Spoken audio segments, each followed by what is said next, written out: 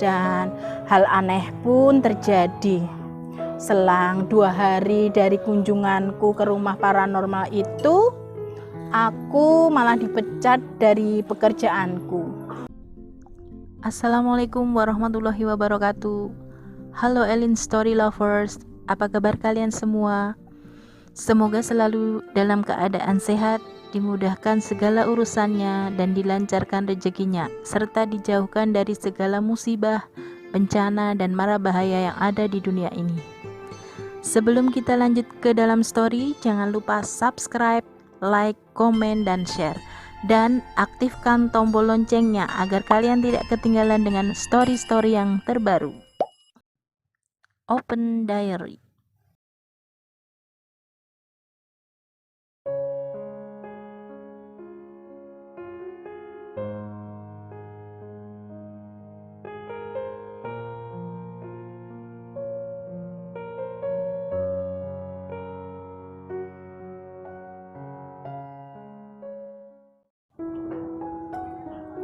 Assalamualaikum warahmatullahi wabarakatuh. Halo Elin Story Lovers, apa kabar kalian hari ini?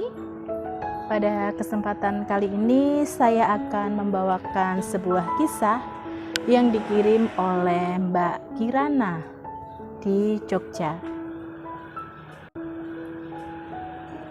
Perkenalkan, namaku Kirana. Saat ini aku tinggal di kota kelahiranku, Jogja. Aku ingin berbagi cerita dengan Elin Story Lovers, sepenggal kisah perjalanan hidupku yang sampai detik ini masih menjadi misteri. Tahun 98 aku lulus SMA. Sebenarnya aku ingin langsung lanjut kuliah, tapi karena faktor biaya yang belum mencukupi, keinginan itu terpaksa harus aku tahan. Aku harus menabung dulu untuk meneruskan studiku. Aku harus bekerja. Aku sadar mencari kerja dengan ijazah SMA tentunya tidak mudah. Untuk itu, aku harus meningkatkan kompetensi diriku minimal setingkat di atas SMA. Sebagai modal tambahan untuk terjun ke dunia kerja. Diary, aku memutuskan untuk mengikuti pendidikan selevel D1 yang biayanya masih terjangkau. Aku mengambil jurusan bahasa Inggris komputer yang saat itu masih banyak dibutuhkan di dunia kerja. Dan pendidikan D1 pun aku selesaikan tepat waktu. Tibalah waktuku untuk hunting pekerjaan. Aku tidak terlalu idealis dalam mencari pekerjaan. Yang penting halal. Dan aku bisa menabung untuk melanjutkan studiku ke jenjang yang lebih tinggi. Diary, saat itu ada sebuah toko sepatu yang cukup besar yang berada di kawasan Malioboro dan sedang membutuhkan beberapa karyawan. Aku segera menyusun CV dan surat lamaran. Alhamdulillah, aku diterima bekerja di sana dan ditempatkan sebagai kasir. Diary, hari-hari aku jalani secara normal. Aku pun mempunyai beberapa teman baru di toko tersebut. Ada karyawan lama dan ada juga yang karyawan baru. Dari sekian banyak teman kerjaku, ada satu teman yang cukup akrab, sebut saja namanya Dewi. Di toko tersebut, Dewi bekerja di bagian pramuniaga. Di saat libur, kami juga sering pergi bersama sekedar mencari hiburan.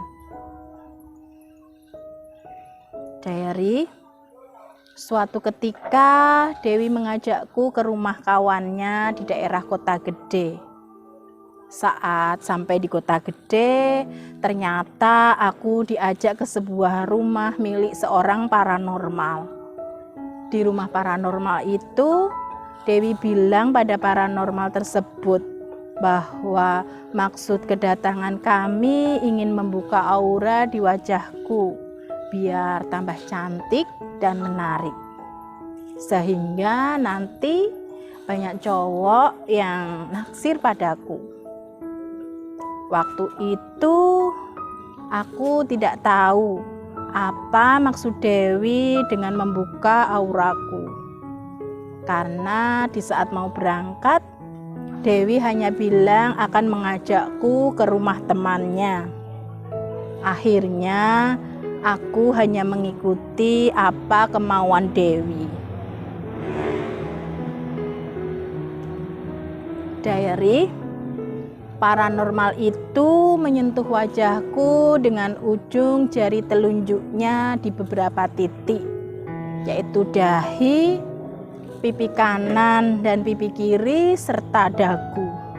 Setelah itu ritual membuka aura pun selesai. Kami pamit pulang pada paranormal itu. Dan hal aneh pun terjadi. Selang 2 hari dari kunjunganku ke rumah paranormal itu, aku malah dipecat dari pekerjaanku. Alasannya, aku tidak memenuhi standar kualifikasi dalam bekerja.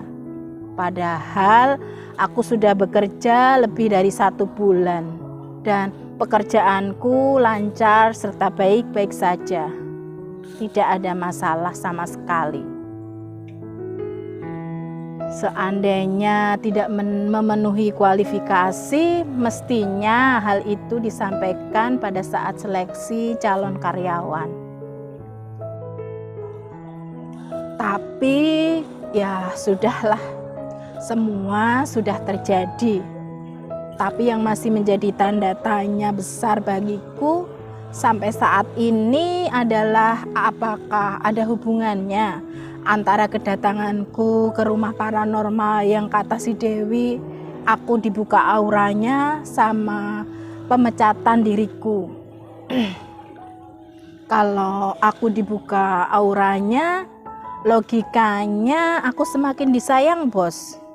Tapi ini justru kebalikannya. Aku dipecat oleh bos. Dan sejak pemecatan itu aku sudah tidak pernah bertemu dengan Dewi lagi.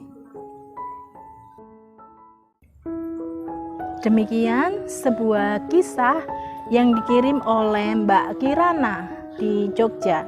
Terima kasih Mbak Kirana yang sudah bersedia mengirim kisahnya di Ellen Story. Nah, buat kalian yang mempunyai kisah yang serupa dengan kisahnya Mbak Kirana atau mempunyai pengalaman hidup yang tidak bisa kalian lupakan sepanjang hidup kalian, silahkan kalian kirim di ellins.story@gmail.com. Terima kasih. Wassalamualaikum warahmatullahi wabarakatuh.